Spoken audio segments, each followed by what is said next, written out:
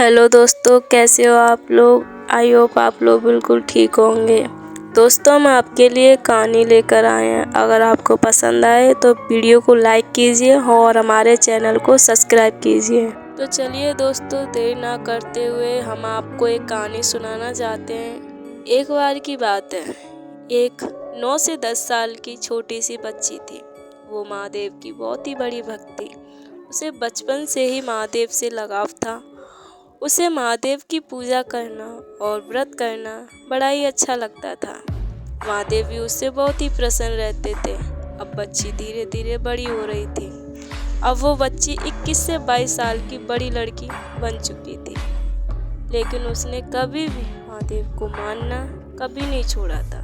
वो हमेशा महादेव से बातें किया करती थी, कभी उन्हें मनाती थी तो कभी उनसे रूठ जाती थी।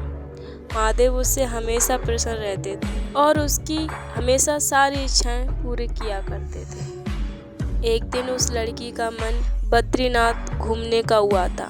वो लड़की अपनी माँ के साथ बद्रीनाथ घूमने के लिए चली जाती है। वहाँ जाने के बाद उसे एकदम स्वर्ग जैसा फील होता है। उसे ऐसा लगता है जैसे ये दुनिया उसकी कुछ अलग ही दुनिया है। उसे ऐसा लगता है कि जैसे कि वह स्वर्ग में आ गई हो। लड़की पूजा करने के लिए पूजा का सामान खरीद कर लेकर आती है, लेकिन मंदिर पर इतनी भीड़ थी कि वहां पर जाने का बिल्कुल भी रास्ता नहीं था। वो महादेव से इतनी ही प्रार्थना कर रही थी कि महादेव, मुझे एक बार अपनी पूजा करने का मौका दें, मुझे अंदर आने का मौका दें। लड़की को खड़े खड़े वहाँ सुबह से शाम हो जाती है, लेकिन वहाँ उसे पूजा करने का मौका नहीं मिलता है। महादेव उसकी विनती सुन लेते हैं और वो उसके पास उससे मिलने के लिए आते हैं, लेकिन भेष बदल कर। उनके साथ उनकी पत्नी पार्वती माता भी आती हैं। महादेव और पार्वती दोनों एक दादा और दादी का रूप धरकर उस लड़की के पास आ जाते हैं और उससे खाना मांगने लगते हैं। पर उस लड़की के पास पूजा करने का ही सामान था, खाना खाने का सामान नहीं था। वो दादा दादी उस लड़की के सामने रोने लगते हैं और गिड़गिड़ाने लगते हैं कि बेटा, हम लोगों को बहुत भूख लगी है, हम लोगों को खाना दे दो। उस लड़की को उन दोनों पर दया आ जाती है और वो मंदिर से बाहर उन दोनों को लेकर एक दुकान के पास उन्हें खाना खिलाने के लिए ले जाती है। दादा और दादी दोनों खाना खाने में बहुत ही देर कर देते हैं। लड़की को पूजा करने में बहुत ही देर हो जाती है और वो उनसे कहने लगती है, दादा दादी, मुझे जाने दो, मैं अभी आ जाऊंगी, मुझे पूजा करने जाना है। शाम हो गई थी, आरती का समय हो रहा था।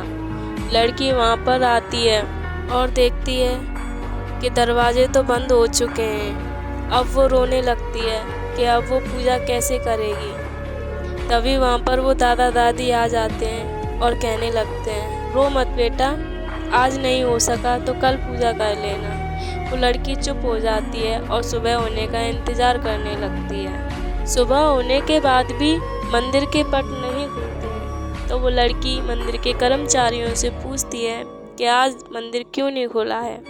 तो वहाँ के कर्मचारी बताते हैं कि मंदिर अब 2-3 महीने के बाद खुलेगा, तभी पूजा हो सकती है, अब मंदिर बंद रहेगा। लड़की ये बात सुनकर बहुत ही दुखी हो जाती है और रोने लगती है। अब ये सोच रही थी कि महादेव ने उसे दर्शन नहीं दिए। अब लड़की वहाँ से उदास होकर अपने घर आने लगती है। अपनी माँ को लेकर एक बस में बैठकर आ जाती है। तभी रास्ते में उसकी बस खराब हो जाती है और बस का एक्सीडेंट हो जाता है। बस घाई में गिरने से बची जाती। वो लड़की महादेव से प्रार्थना करने लगती है, हे प्रभु, प्लीज़ हमारी बस को बचा लीजिए, वरना हम सब आज तो गए। तभी वहाँ पर वो दोनों दादा और दादी आ जाते हैं और उस बस को बचा लेते हैं। वो लड़की ये सब देखकर चौंक जाती है कि इतने बुजुर्ग दोनों दादा दादी ने इस बस को कैसे बचा लिया। तो वो उन लोगों से पूछने लगती है कि आप दोनों कौन हैं? आप लोगों को कल से देख रही हूँ, आप लोग मेरे पीछे पीछे आ रहे हो और आज आपने हम लोगों की जान बचाई है, कौन हो आप लोग? वो दादा दादी मुस्कुराते हैं और कहते हैं, क्या तुमने अब भी हमें नहीं पहचाना? वो लड़की कहती है, नहीं मैंने नहीं पहचाना, कौन हो आप लोग। तभी दादा दादी अपने रूप में यानी कि महादेव और पार्वती बन जाते हैं। लड़की की आंखों में आंसू आ जाते हैं और रोने लगती है और कहती है, आप मेरे प्रभु हो और मैंने आपको पहचाना भी नहीं। मैं रो रही थी कि मंदिर में मुझे दर्शन नहीं मिले और आप तो मेरे साथ ही साथ घूम रहे थे, मैंने आपको क्यों नहीं पहचाना। मुझे माफ़ कर दीजिए प्रभु, मुझे माफ़ कर दीजिए माता।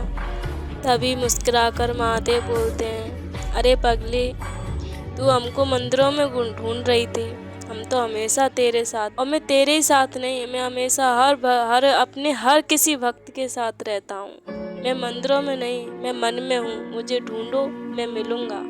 लड़की ये बात सुनकर बहुत ही खुश हो जाती है और कहती है, महादेव मैं बहुत ही किस्मत हूँ जो आपने मुझे दर्शन दिए हैं।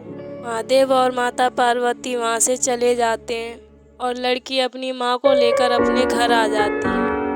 तो देखा दोस्तों आपने, ये थी भक्ति की शक्ति। ऊपर वाला हमेशा अपने भक्तों की रक्षा करता है, हमेशा हर संकट से बचाता है। तो जोर से बोलो, हर हर महादेव, जय माता पार्वती। अगर आपको वीडियो पसंद आए तो प्लीज़ वीडियो को लाइक कीजिए और हमारे चैनल को सब्सक्राइब कीजिए। तब तक के लिए बाय।